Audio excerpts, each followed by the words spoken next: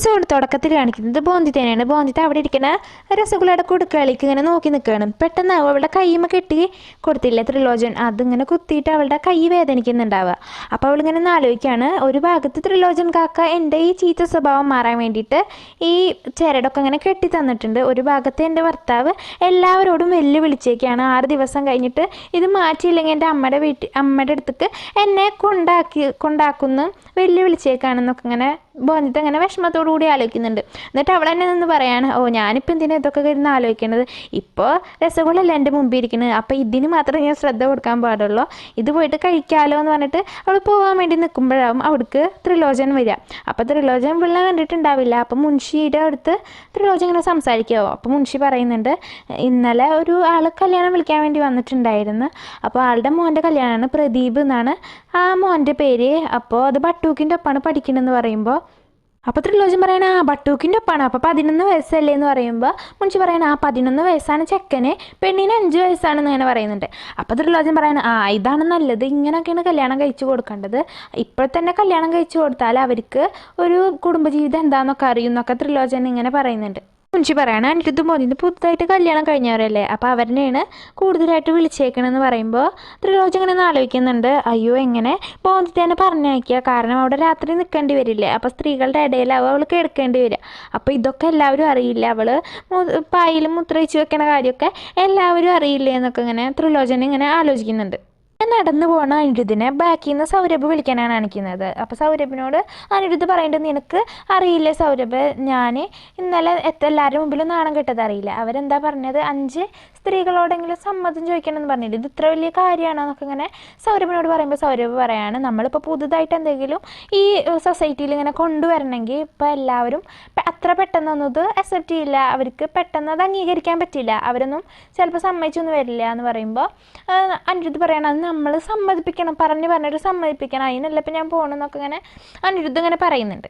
പിന്നെ മുൻഷി ത്രിലോചനോട് ചോദിക്കുകയാണ്, എല്ലാം എന്തെങ്കിലും പ്രശ്നമുണ്ടോ, എന്താ ഇങ്ങനെ നിൽക്കണമെന്ന് ചോദിക്കുമ്പോൾ ത്രിലോചൻ പറഞ്ഞാൽ എന്ത് പ്രശ്നം, ഞങ്ങളെല്ലാവരും കൂടിയിട്ട് വരണ്ട്, കല്യാണത്തിന് ഞങ്ങളെല്ലാവരും കൂടിയിട്ടാണ് പോകുന്നത് എന്നിങ്ങനെ പറയുന്നുണ്ട് മുൻഷിയോട്. അപ്പോൾ ബോധത്തിൽ കേട്ടിട്ട് പറയണം, എല്ലാവരും കൂടിയിട്ട് കല്യാണത്തിന് പോകുമല്ലോ, അപ്പോൾ ഒരുപാട് കഴിക്കാനൊക്കെ കിട്ടും, ഒരുപാട് രസഗുളയും എല്ലാം കഴിക്കാൻ കിട്ടും, നല്ല സന്തോഷമാവില്ല കല്യാണത്തിനൊക്കെ പോയാന്നിങ്ങനെ പറഞ്ഞിട്ട് ബോധത്തിൽ ഇങ്ങനെ ഒന്ന് ചിരിക്കുന്നുണ്ട്.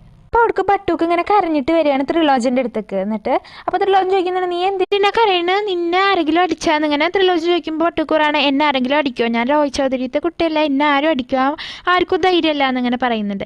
അപ്പോൾ ത്രിലോചൻ ചോദിക്കുകയാണ്, പിന്നെ നീ എന്തിനാ കരയണമെന്ന് ചോദിക്കുമ്പോൾ അവൻ പറയാണ്, എൻ്റെ കൂട്ടുകാരൻ്റെ കല്യാണം കഴിഞ്ഞില്ല, ഇനിയിപ്പോൾ അവൻ എൻ്റെ ഒപ്പം കളിക്കാൻ പറ്റില്ലല്ലോ, ഇനിയിപ്പോൾ അവന് ഭാര്യയൊക്കെ ആയില്ല, ഇനിയിപ്പോൾ അവൻ്റെ ഭാര്യയുടെ ഒപ്പമല്ലേ കളിക്കാൻ പോവുള്ളൂ എന്ന് പറഞ്ഞിട്ട് അവനും ഇങ്ങനെ നിന്ന് കരയാണ്. ത്രിലോചൻ പറയാണ്, നീ എന്തിനാ ഈ കരയണത്, പെൺകുട്ടികളാണ് കരയുക, ആൺകുട്ടികൾ കരയാൻ പാടില്ല എന്ന് പറയുമ്പോൾ ബോധിത് ഇതൊക്കെ അപ്പുറത്തുനിന്ന് കേട്ട് നിൽക്കുന്നുണ്ട്. പക്ഷെ അവൾക്ക് സഹിക്കോ, അവൾ ഓടി വന്നിട്ട് പറയണം, അതെന്താ ആണുങ്ങൾക്ക് കരഞ്ഞ എന്താ, പെൺകുട്ടികൾക്ക് മാത്രം എന്താ കരയാൻ പാടുള്ളൂ എന്നുണ്ടാ, എന്താ ഇവർക്ക് 2 കണ്ണല്ലേ ഉള്ളോ ഞങ്ങളെപ്പോലെ, പിന്നെന്താ ഒരു മൂക്കന്നുള്ളൂ എന്നൊക്കെ പറഞ്ഞിട്ട് അവൾ നല്ല രീതിയിൽ സംസാരിക്കുന്നുണ്ട് ത്രിലോചനോട്. അപ്പോൾ ത്രിലോചൻ പറയുന്നത്, നിനക്ക് ഇതിനൊക്കെ നല്ല നാവാണല്ലോ, നീ ആദ്യം നിൻ്റെ ഈ ചീത്ത സ്വഭാവം മാറ്റാൻ നോക്ക്, എന്നിട്ട് മതി നിങ്ങനെ വർത്താനം പറയുന്നൊക്കെ പറഞ്ഞിട്ട് അവളെ നന്നായി ചീത്ത പറയുന്നുണ്ട്. എന്നിട്ട് അവൾ അപ്പം അവിടുന്ന് ഓടിപ്പോവാണ്. അപ്പോൾ അവളോട് നിൽക്കാൻ പറയുമ്പോഴേക്കും അവൾ അവിടുന്ന് പോവുകയാണ്. അപ്പോൾ ത്രിലോചൻ ഇങ്ങനെ നിന്ന് പറയുന്നുണ്ട്, ഇവളുടെ അപ്പോൾ നാവ് നല്ല നാവാണ്, നല്ല വർത്താനം പറയുന്നുണ്ട്, ഇതെന്തായാലും ഒരു നിയന്ത്രണം വരുത്തണം എന്നിങ്ങനെ പറയുന്നുണ്ട്. അപ്പോൾ ബോന്തിത്താണെങ്കിൽ ഓടി ചെല്ലുന്നത് നമ്മുടെ മുൻഷിയുടെ അടുത്തേക്കാവും. മുൻഷി ഇങ്ങനെ പുറത്തേക്ക് പോവുകയാവും. അപ്പോൾ മുൻഷിയുടെ അടുത്ത് ചെന്ന് നിന്നിട്ട് അവൾ പറയാണ്, നിങ്ങളും കല്യാണത്തിന് വരുന്നില്ലേ, നിങ്ങളെയും കല്യാണത്തിന് ക്ഷണിച്ചിട്ടില്ലേ എന്നിങ്ങനെ ചോദിക്കുന്നുണ്ട്. അപ്പോൾ മുൻഷി പറയണം, ഞങ്ങൾ വരുന്നുണ്ട് കല്യാണത്തിന് എന്ന് പറയുമ്പോൾ ബോന്തിത്ത് പറയണം, അപ്പം എൻ്റെ ചേച്ചിയും സൗരഭ് അളിയനൊക്കെ വരില്ലേ കൂടെ കല്യാണത്തിന് എന്ന് പറയുമ്പോൾ മുൻഷി പറയണേ, അവർക്കില്ല, വീട്ടിൽ നിന്ന് ആകെ 2 ആളെ ക്ഷണിച്ചിട്ടുള്ളൂ, അപ്പോൾ 2 ആളെ വരുള്ളൂ, ഞാൻ മുതിർന്നവരാണ് വരിക, വീട്ടിലത്തെ ഏറ്റവും മുതിർന്നവരാണ് വരേണ്ടത്, അങ്ങനെയല്ലേ നമ്മൾ ചെയ്യേണ്ടത് ഇങ്ങനെ ബോന്തിത്തോട് പറയുമ്പോൾ ബോന്തിത്ത് പറയണം, അതെന്താ അങ്ങനെ, ചേച്ചീനെയും ചേട്ടനെയും കൂടി കൊണ്ടുപോയോ എന്നൊക്കെ പറഞ്ഞിട്ട് അവളിങ്ങനെ നല്ല വിഷമിച്ചിട്ട് നിൽക്കുന്നുണ്ട്. അവൾ പറയാണ്, ഞാൻ നിങ്ങളുടെ മുതലാളിയല്ലേ, ഞാൻ പറഞ്ഞത് നിങ്ങൾ കേൾക്കില്ല, എൻ്റെ ആജ്ഞ നിങ്ങൾ അനുസരിക്കില്ലേ എന്നൊക്കെ ഇങ്ങനെ പറയുന്നുണ്ട്. അപ്പോൾ മുൻഷി പറയണം, ശരി ഞാൻ അവരെ പറഞ്ഞേക്കാം കല്യാണത്തിന് എന്ന് പറഞ്ഞിട്ട് മുൻഷി അവിടെ നിന്ന് പോവാണ്. അപ്പോൾ ബോധത്തിൽ നല്ല സന്തോഷത്തിൽ ഇങ്ങനെ നിൽക്കുന്നുണ്ട്, ചേച്ചിനായിട്ട് ഇനി സംസാരിക്കാൻ പറ്റുമല്ലോ, സമ്പൂർണ്ണനെ കാണാൻ പറ്റുമല്ലോ എന്നുള്ള സന്തോഷത്തിൽ അവൾ നിൽക്കുന്നുണ്ട്. സൗരഭിൻ്റെ വീടാണ് കാണിക്കുന്നത്. അപ്പോൾ സൗരഭിൻ്റെ രണ്ടാനമ്മ മുൻഷിയോട് ചോദിക്കുന്നുണ്ട് എന്തുകൊണ്ട് നമുക്ക് ഈ കല്യാണത്തിന് പോകാൻ പറ്റില്ല എന്ന് പറയുമ്പോൾ മുൻഷി പറയാണ് ഇത് ഒരു ആജ്ഞയാണ്, അപ്പോൾ അതനുസരിച്ചേ പറ്റൂ എന്ന് പറയുമ്പോൾ രണ്ടാനമ്മ ചോദിക്കുന്നത് ആരുടെ ആജ്ഞ എന്ന് പറയുമ്പോൾ ചോട്ടി മാൽക്കിൻ എന്നാണ് പറയുന്നത്. അതായത് ബോന്തിത്തേനാണ് അവരങ്ങനെ വിളിക്കുന്നത്. അപ്പോൾ ആളുടെ ആജ്ഞയാണ്, അത് നമുക്ക് അനുസരിച്ചേ പറ്റുള്ളൂ, കാരണം അവരല്ലേ നമ്മളെക്കാൾ വലിയ ആൾക്കാർ എന്ന് പറയുന്നുണ്ട്. ഇത് കേട്ടിട്ട് രണ്ടാനമ്മക്കാണെങ്കിൽ ആകെ ദേഷ്യം വന്ന് നിൽക്കുകയാണ്. പക്ഷെ ആ പാവ അമ്മക്ക് നല്ല സന്തോഷമാകുന്നുണ്ട്, കാരണം മോനും മരുമോളും കൂടിയിട്ട് ഒപ്പം ഒരു കല്യാണത്തിന് പോവാൻ സമ്മതിക്കുമല്ലോ.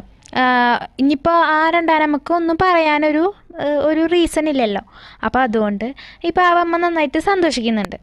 പിന്നെ സൗദാമിനി ബോന്തിയുടെ അടുത്ത് ഇങ്ങനെ വരുന്നതാണ് കാണിക്കുന്നത്. ബോന്തിതയാണെങ്കിൽ ഇങ്ങനെ അൽമാരിയിൽ അവളുടെ സാരി തിരഞ്ഞുകൊണ്ടിരിക്കുമ്പോഴാണ് അവൾ വരുന്നുണ്ടാവും. അപ്പോൾ ഒരു തലയിലൊരു തുണിയൊക്കെ ഇട്ടിട്ടാണ് ബോന്തി നിൽക്കുന്നത്. അപ്പോൾ ആ തുണിൻ്റെ ഇടയിൽ കൂടെ ഇവൾ പറയുകയാണ് എനിക്ക് മനസ്സിലായി സൗദാമിനി ചേച്ചിയല്ലേ വന്നത്, എൻ്റെ പരീതിയല്ലേ വന്നേക്കുന്നത്, എനിക്ക് മനസ്സിലായി. എന്നിട്ട് അവൾ തലയത്തെ തുണി ഇങ്ങനെ എടുത്ത് മാറ്റുന്നുണ്ട്. അപ്പോൾ സൗദാമിനി അവളോട് ചോദിക്കുകയാണ് ഞാൻ വന്നത് നിനക്ക് എങ്ങനെ മനസ്സിലായി, നീ തലയിൽ കൂടെ തുണിയൊക്കെ ഇട്ട് നിൽക്കല്ലായിരുന്നു, പിന്നെ നിനക്ക് എങ്ങനെ മനസ്സിലായി എന്ന് ചോദിക്കുമ്പോൾ ബോന്തിത്ത് പറയാണ് എനിക്ക് നിങ്ങളുടെ മണം ഭയങ്കര ഇഷ്ടമാണ്, അപ്പോൾ ഈ മണം കൊണ്ടാണ് നിങ്ങൾ വന്നത് എനിക്ക് മനസ്സിലായി പരിചയിച്ചിന്ന് ഇങ്ങനെ ബോധിത്ത് പറയുന്നുണ്ട്. അപ്പോൾ സൗദാമിനി ഇങ്ങനെ ആലോചിക്കുകയാണ് ഈ മണം അനിരുദ്ധിനും ഭയങ്കര ഇഷ്ടമാണ്, അപ്പോൾ അതുകൊണ്ടാണ് ഞാൻ പ്ലീസ് സ്പ്രേ അടിക്കുന്നത് എന്നിങ്ങനെ അവളിങ്ങനെ നിന്ന് ആലോചിക്കുന്നുണ്ട്. അപ്പോൾ ബോധിത്ത് പറയാണ് എനിക്ക് ഈ അൽമാരയിൽ നിന്ന് ഒരു നല്ല സാരി എടുത്ത് തരും എനിക്ക് ഉടുക്കാൻ വേണ്ടിയിട്ടെന്ന് പറയുമ്പോൾ സൗദാമിനി ചോദിക്കുകയാണ് നീ എന്താ എങ്ങോട്ടേലും പോവാണോ, അനിരുദ്ധ് സമ്മതിച്ചാ നിൻ്റെ അമ്മയുടെ അടുത്തൊക്കെ പോവാണോ, അത് എത്ര നല്ല കാര്യമെന്നൊക്കെ പറഞ്ഞിട്ട് അവളിങ്ങനെ നിന്ന് സൗദാമിനിയുടെ വിചാരം ഇവള് അമ്മയുടെ അടുത്തേക്ക് പോവാണ്, വീട്ടിലേക്ക് തിരിച്ച് പോവാണെന്നാണ്. അപ്പോൾ സൗദാമിനി ഇങ്ങനെ ചിരിച്ചിട്ട് നിൽക്കുന്നുണ്ട് പൂവാച്ചിട്ട്. അപ്പോൾ ബോന്തിത്ത് ഇങ്ങനെ അവളുടെ എന്താ അങ്ങനെ നിന്ന് നോക്കുന്നുണ്ട്. എന്നിട്ട് പറയാണ് ഞാനൊന്നും പോണില്ല, ഞാൻ അങ്ങോട്ടൊന്നല്ല പോകണം, എനിക്ക് കല്യാണം ഉണ്ട്, ആ കല്യാണത്തിന് പോവാണ് ഞങ്ങളെല്ലാവരും കൂടിയിട്ടെന്ന് പറയുന്നുണ്ട്. സൗദാമിനി ആരുടെ കല്യാണമെന്ന് ചോദിക്കുമ്പോൾ വട്ടൂക്കിൻ്റെ ഫ്രണ്ടിൻ്റെ കല്യാണമാണ്, അപ്പോൾ അതിന് പോവാണ്, അതിനാണ് ഞാൻ സാരി എടുത്ത് തരാൻ പറഞ്ഞതെന്ന് ബോന്തിത്ത് പറയുകയാണ്. അവൾ പറയുന്നുണ്ട് എനിക്ക് കല്യാണത്തിനൊക്കെ കൂടാൻ വേണ്ടിയിട്ട് ഭയങ്കര ഇഷ്ടമാണ്, പക്ഷേ എൻ്റെ കല്യാണം ഉണ്ടല്ലോ എനിക്കൊന്നും ഓർമ്മയില്ല എന്നിങ്ങനെ പറയുന്നുണ്ട്. അപ്പോൾ സൗദാമിനി പറയണേ നിനക്കൊന്നും ഓർമ്മയില്ലേ എന്ന് ചോദിക്കുമ്പോൾ ബോന്തിത്ത് അങ്ങനെ ഓരോന്ന് പറഞ്ഞു കൊടുക്കുന്നുണ്ട്. അവൾക്ക് ഒരുങ്ങിയിരിക്കണ ടൈമിൽ മാമി ഒരു സാധനം കഴിക്കാൻ വേണ്ടി കൊണ്ടുവന്നത്, അത് അവൾ കഴിച്ചപ്പോൾ അവൾക്ക് ഓർമ്മ പോയതും പിന്നെ അവൾക്ക് ഓർമ്മ വന്നത് അനിരുദ്ധ് അവളുടെ മുമ്പിൽ കല്യാണം കഴിക്കാൻ വേണ്ടി നിൽക്കുന്നതാണ് എന്നൊക്കെ അവൾ പറയുന്നുണ്ട്. അപ്പോൾ അവൾക്ക് ആ സതിയിൽ എറിയാവുന്നതും അവളിനെ ആ വയസ്സിനെ കൊണ്ട് കല്യാണം കഴിപ്പിക്കാവുന്നതൊന്നും അവൾക്ക് ഓർമ്മയില്ല. അനിരുദ്ധ അവളിനെ എത്ര കഷ്ടപ്പെട്ടിട്ടാണ് രക്ഷിച്ചത് എന്നൊന്നും അവൾക്ക് ഓർമ്മയില്ല, അവൾക്കത് അറിയില്ല.